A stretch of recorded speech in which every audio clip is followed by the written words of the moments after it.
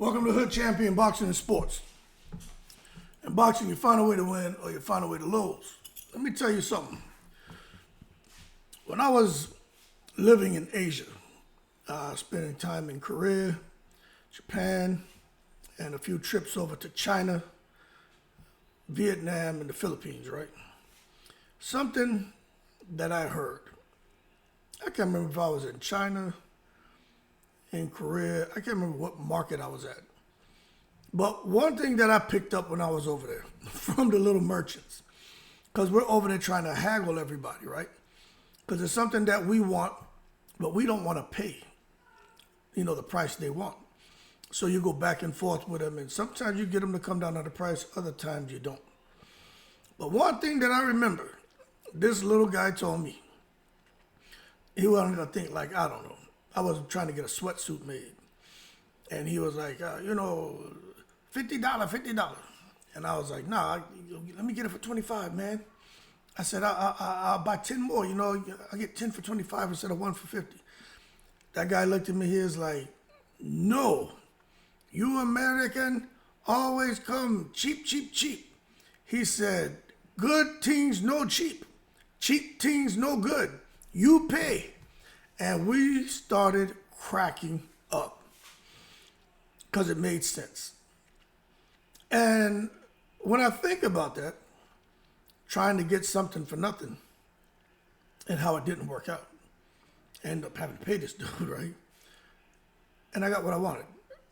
It makes me think about Eddie Hearn out here and what he's doing with Jaron Boots Ennis, and in particular how things played out with negotiations with Brian Norman Jr.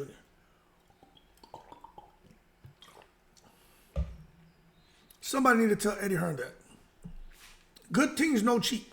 Cheap things no good. You want to get a good belt for Jaron Boots Ennis, right? So he can become unified. Look, you got to pay your money. It's going to cost something. Now, I do think it's a little bit, I think it's a bit of an opportunistic approach when you know you have a title and Eddie Hearn has boots and they want to unify, become undisputed. And I think it's a little bit of an opportunistic approach to say, okay, we want to fight. We're not afraid to fight them, but if they want to fight that bad, let's get as much money as we possibly can. And I think Eddie Hearn has to just accept that. His whole thing, I remember in one interview they're talking to Eddie Hearn about the $1 billion he got from DAZN to go out here and help try to, grow boxing in the United States and everything. And Eddie Hearn was like, don't hate the player, baby. Hate the game. And I was like, okay. So this is the thing, Eddie. You're the player, and this is the game. But you came out here playing like you were, Mr. Deep Pockets. Now you're out here acting like you turned to Shallow Hal and shit, or Shallow Hearn. You created that. Everything with Eddie Hearn is all about a profile, a profit margin, money, this, that, right? So, my man, that's how they're going to look at you. They see you as a dollar sign. And that's how it's going to be. So, in my opinion, when it comes to Jaron Boots Ennis and him going forward to become undisputed at 147, look, I was optimistic that Eddie Hearn could, help to produce these fights. It just doesn't look like he's going to be able to deliver unless he pays big money for these guys, these opponents. And it looks like this is just not going to happen. And I really have a feeling that Jaron Boots Ennis is going to end up having to bubble up to 154 because there's so much activity there. Jaron Boots Ennis has been at 147 his whole career. 30-something fights. Probably time to move up, right? But I don't think that's really what he and his dad want. But at the same time, when I'm watching this, Eddie Hearn, let's see how this plays out, people. Because right now, Eddie Hearn is being viewed to most people as the best boxing promoter as of right now, right? If these guys he picked up, especially the American fighters, because over here in the United States, a lot of people don't know what's going on in the UK. I have an idea because I keep up with a lot of it, but no, I don't have the depth of knowledge on UK boxing like cats out in the UK. But if Eddie Hearn comes out here, basically saying, hey, with Boots, I'm going to make him undisputed at 147. With Shakir, we're going to try to get him title fights with Cepeda, then deliver Tank Davis. If what ends up happening with Boots is he somehow ends up at 154, fighting Madrimov, losing, fighting someone else, losing at 154. Let me tell you something. Eddie Hearn, as far as him, his credibility, everything about him, I think is going to take a serious blow. Because that's not what you came out here and told the boxing community, and that's not what we expected you to deliver for Jaron Boots Ennis. It's not like Eddie Hearn don't have the money. Really, I do think Brian, again, I think there was a bit of an opportunistic approach from Brian Norman Jr. and his team. $2.8 million is what they were asking for initially. Then they got it down to, I think they wanted $2 million. But $2.8 million, that's just a bit of a turnoff. If I'm trying to negotiate with you, you know you're not getting 2.8. But $2 million was a sweet spot. But I'll say this, Eddie has the money. If Eddie Hearn if he really wanted Boots to become unified, he would have paid them so they could have, because to me, Boots don't have time to waste. Right now, Boots' next fight should be Brian Norman Jr.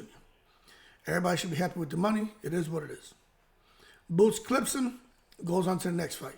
If you really believe in Jaron Boots Ennis the way you say you do, and put the money up, pay these fighters, give them the kind of money that, give them what they're asking for, as long as it's not something absurd. I think $2 million is a sweet spot. I think $2 million is more than fair. Boots gets, they both have titles and everything, but if Boots gets $4 million, Brian Norman Jr. gets $2 million, I think that would have been fair.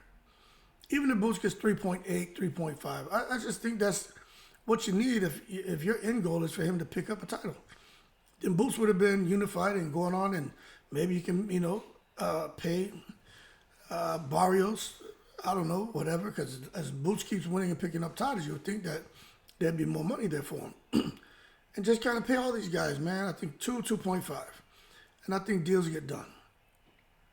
But Eddie Hearn doesn't seem to understand that good teams no cheap, cheap teams no good. Because now, who knows who Boots is fighting next. But I'm pretty sure it's going to be somebody he can get for cheap. And that's no good for Boots. Because that's not what Boots fans want to see. That's what Boots don't need that.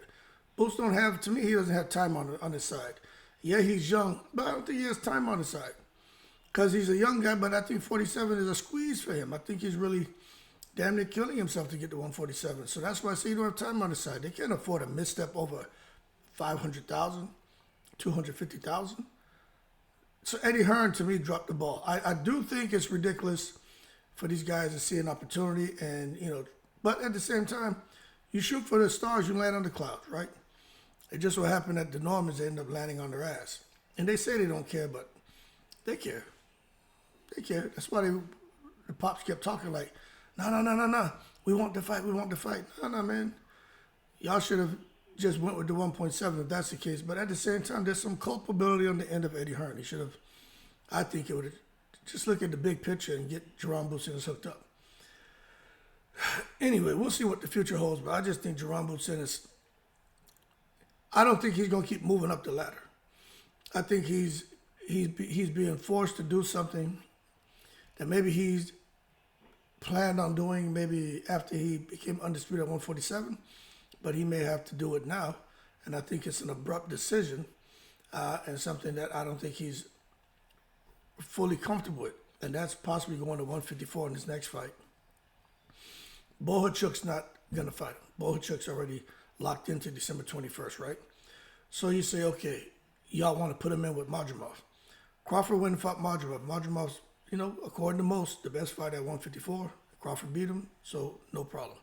But you want Boots to come up now at 154 and fight the best fighter at 154? Remember, Eddie Hearn's looking at the guys he has signed. So he's trying to make fights with the guys within his own stable because it's easier to make. And I do know Boots and his dad, they said, his dad talked a whole lot. Boots would have dropped him. Boots would have stopped him. Boots would have knocked him out. Now I mean. Boots would have knocked him out. Now I mean. Well, I tell you what. They may get the opportunity to show the world just how special Boots is. Because I'm going to tell you right now, everyone's saying Madrimov is a tomato can and Crawford cherry-picked him. He's an easy win. Okay. If Boots gets up there to fight him, I don't want to hear nothing. I think Jaron Boots Ennis can scrap. He can fight. But at the same time, Madrimov is something different. I'm telling you. And for Boots to just go up to 154 and fight somebody like that, I don't like that. But he says he can do it. He believes in himself. If he can get up there and do the business, then Jaron Boots Ennis is special. I would like to see him prove how special he is by fighting some of the big names at 147 first. But to take him from 147 and haven't really fought a really notable name yet, to just launch him up in 154 against Madrimov, I don't agree with that. Anyway, Eddie Hearn, pay these guys $2 million, 2.5, whatever it takes, because you got the money. Matchroom's made money hand over fist with all them fights they had in Saudi, AJ and shit. Man, pay them guys 2.5 for you, 2.5 for you, 2.5 for you. Budget a little 7.5 million for the 3 belts. 3 fights, 3 belts for Boots to become undisputed. Now you're good to go, and now you can go out there and make gazillions of dollars with Boots in this. But I don't know. That's just how I see it. I think it's Eddie Hearn. I understand turning your nose up at these people who want all kind of money and they got all the issues with their own fees. That's their problem. But when you look at it big picture-wise, take care of your client. Because I don't think having Boots go up to 154 for Madrimov, I don't think that's taking care of him. I think that's setting him up for failure. I'm not saying he's going to lose. I'm just saying that's a tough-ass fight. But anyway, y'all keep cool. Eddie Hearn, good teams no cheap. Cheap teams no good. Quit being cheap. In the breeze.